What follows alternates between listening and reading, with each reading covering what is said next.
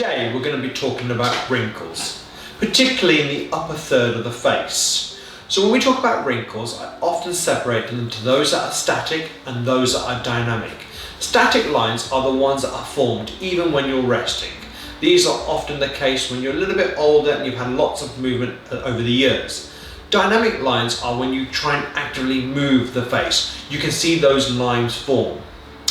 So when patients talk about lines, the three areas that we tend to talk about are here, here, and here.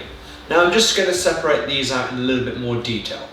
The frown lines are what we call the 11 lines that form in the middle of the forehead. These are often creases from frowning. These lines are formed by a group of muscles which lead to those two grooves. As time goes on, we can find that those grooves become deeper and thicker, and patients will often complain saying, I've got this line in the middle of my forehead. It's like my anger line, it's always there. Forehead lines. Forehead lines are created when we're raising our eyebrows up. These create these horizontal lines across the forehead. Now, at a young age, they're not a problem. However, as you find you get older and older, these lines can start to become more static and leave creases. This tends to be more of a problem when you're using makeup, and makeup gets caught into the lines and leaves these residual creases. Another common area we talk about is lines around the eyes. These are called crow's feet. They're called crow's feet because of the way they form those three kind of webbed fingers on the outside of the eye. Typically in males, this is one of the common features that they tend to notice first. Now these aren't a problem when they're moving, it's when they become more static and they tend to leave those residual lines. You might be asking, what are the treatment for these options? And in this area, we often use Botox for all three. How does Botox work? If you imagine this is the brain and this is the muscle that we're talking about, the wiring in between is the nerve. Botox works on the nerve. It says to the nerve, stop sending impulses to the muscle. Now, if the muscle doesn't get any impulses, the muscle starts to relax and doesn't contract. This process takes around 2 weeks to fully work and is done by a series of injections into key muscles across the face. By doing this, we're relaxing that muscle and thereby relaxing those lines and giving that smooth appearance across the forehead. So typical areas for Botox injections are 1, the frown lines just here, 2, the forehead just along here, and 3, around the corners of the eyes. Other Botox injections that we can do is just on the corner of the eyebrow. This gives us a lift and can make the eyes look fresher. It can also be used into pebble chin to soften the chin, and it can also be used on the lines around the nose to soften those lines forming, called the bunny lines. What age do lines form? Recently, I've seen a significant increase in young people forming lines, and I think this is due to the amount of technology that we've been using.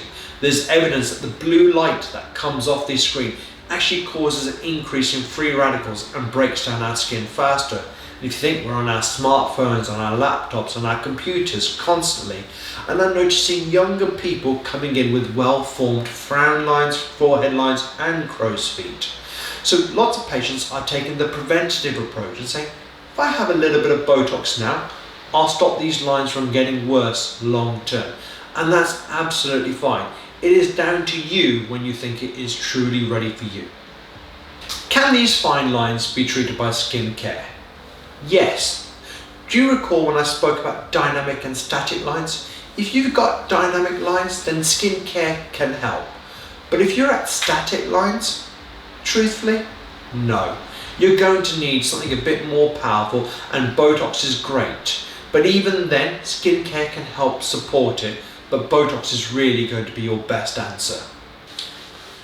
When we talk about Botox, I don't think about Botox being a one-time treatment. And so to my patients, I'll always say, if you're starting in that first year, you want to be considering Botox every 3 to 4 months, really to get that good result. Now, as I said, Botox works on that nerves and the muscles start to get weaker. You'll find that the treatment will start to last longer in the second year, and it will need longer gaps between treatment. And this is great because if you get on top of it early, you actually need less Botox over the years. Some of our clients will even take bigger gaps because the muscles become so soft that they don't have the lines in the same way, and these can be supported by skin care. It is unique to you and your individual journey, and this is how we want to optimize the best results for you. Botox is administered by tiny fine needles, the same as what you'd have when you're giving someone insulin. So if we're using needles in the skin, there is a chance of a bit of bleeding, a possible chance of bruising, some swelling. This lasts around 10 to 15 minutes, and it's more where we place the Botox. There is also a chance of infection and inflammation. However, these are quite rare. At Dr. Aesthetica, we will clean down your skin first and mark out the exact areas of where we're going to inject. There we administer specific amounts of Botox into the required muscles. Treatment takes around 10 minutes, but we spend longer in the consultation and making sure we're getting the right results for you.